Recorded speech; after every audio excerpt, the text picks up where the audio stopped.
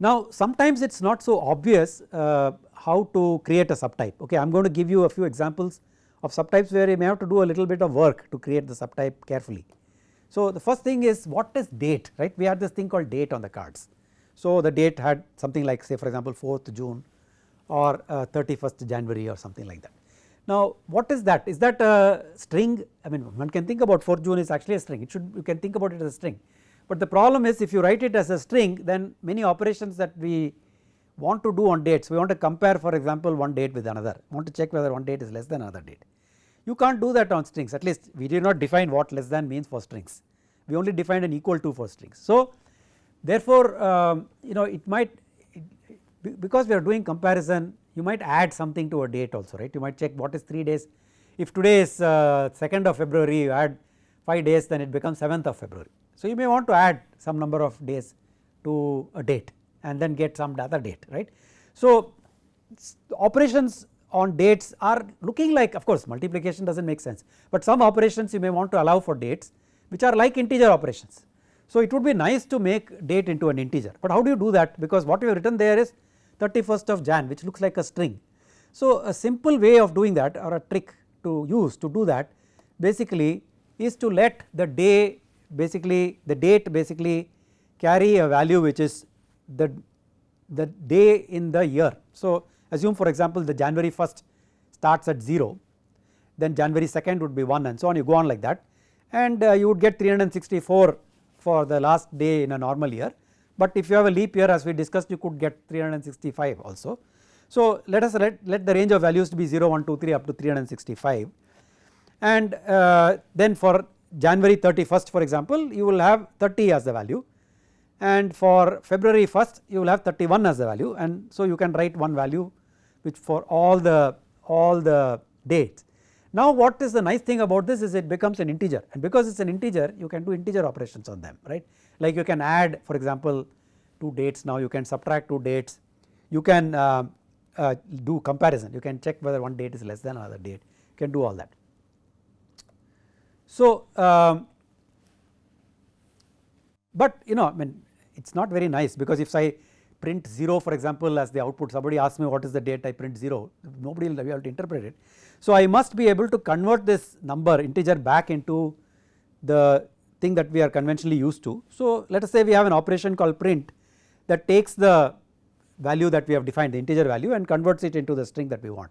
So print 0 will produce 1st January, print 31 will produce 1st February and so on, right, because we know that 30 is 31st of January and 31 will be 1st of February. So you can do print, you can write print of the integer and it will produce a string. So any given point in time you want to convert the string into an integer, you can create something which converts the string into an integer, an operation, and you have print which converts the integer back into the string that you want to see, right, which is displayed. And we can now allow addition, we can allow, though I have not allowed it here, but you could in principle allow addition, you can allow subtraction, and definitely you can allow comparison, because in our, so far we never did addition and subtraction in our operations, but we did compare, right, we did compare the dates. So we can compare with less than, greater than, or equal to. A bit more complicated is fractional marks. So for example if teachers are used to giving marks like 62.5 and so on, they like to give part, they do not want to give full marks all the time, they want to give somewhere 62.5 and so on. How do we do 62.5? 62.5 is not an integer. One way is to say that I will turn 62.5 into 62 and store it as 62, or round it off, which means make it 63 and store it as 63, but then some information is lost because 62.5 is not 62 or 63. So you have lost that 0.5, that information of 0.5, and that might mean something, right. Later on if you are going to award the best rank or something to some student, that might be a problem, because you this information of 0.5, then that might create issues. So you want to store 62.5 as it is, but you can't do it as an integer, then what do you do? Now one way is to store it as a string, but again the same problem, then I can't add it, right, because I can't add marks, then I can't do all that. So one way to handle this kind of thing is by using new data type for real numbers called float. So typically in most programming systems you have this data type called float, which allows you to write very complex real numbers with any number of decimal places, and can be, the number can be really very large, like it can be hundreds of billions or several trillions also. It can be very large or very small. For example, it can be a very small fraction also, that also is okay. But we do not need those kinds of extraordinary numbers, right. We only need to basically have 2 decimal places. So I do not want to use float. So if I do not want to use float, then what is a simpler method? A very simple method might simply be, why do not we just multiply the fractional number by 100, because we know that we are going to have mostly only 2 decimal places. So we will take the fractional number which has only 2 decimal places and multiply it by 100. If you multiply a number with 2 fractional decimal places by 100, it will become an integer. So now I turn this into an integer, and then I store only integers in my data set, and I do all the corresponding operations on integers, and finally when I want to print the output, at this time I can convert the integer back into the fractional number and print it as a string, just like we did for dates, right. So I can do that. So here is the description of this data set. So what I am doing now is I am taking the range of values as it should be 10,000 not 1000, okay. So there is an error here. So because I multiplied by 100, the range of values is now 0, 1, 2, 3 up to 10,000. The operations that I can do basically are print. So print basically is where it will take the number like 62.5 is represented as 6250, right, 6250. So print of 6250 will print the string 62.5.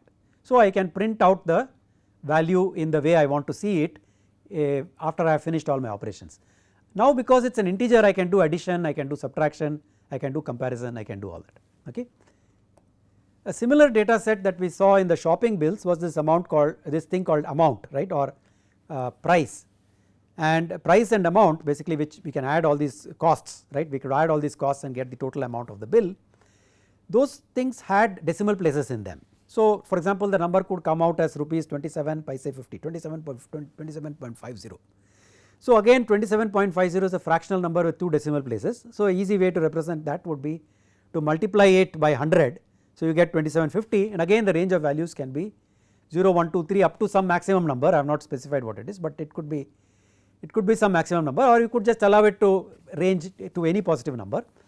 And again when you print 2750, you can print it as rupees 27.50, so that you know it is an amount. So the print operation can print it however you want, and now because it is an integer, I can do addition, I can do subtraction, I can add 2 amounts, I can subtract 2 amounts, I can compare 2 amounts, and so on. Same goes for quantity, right. If you recall, the quantity was either a whole number like 5 or 3 or something like that. If you are buying packets, cans and so on, it was a whole number, or sometimes it could be fractional quantity, like for example if you are buying quarter kilo of tomato, then you would write what 0.25, so 1.25 kilos of something you could buy. So again to store this, one might multiply it by 100, so it becomes an integer, and store 125 in our data set, and so the values can be again any positive integer, and when you print it, you print 125 as 1.25, so you get the number in the form you want, and because it is now an integer, I can do addition, I can do subtraction, and I can compare.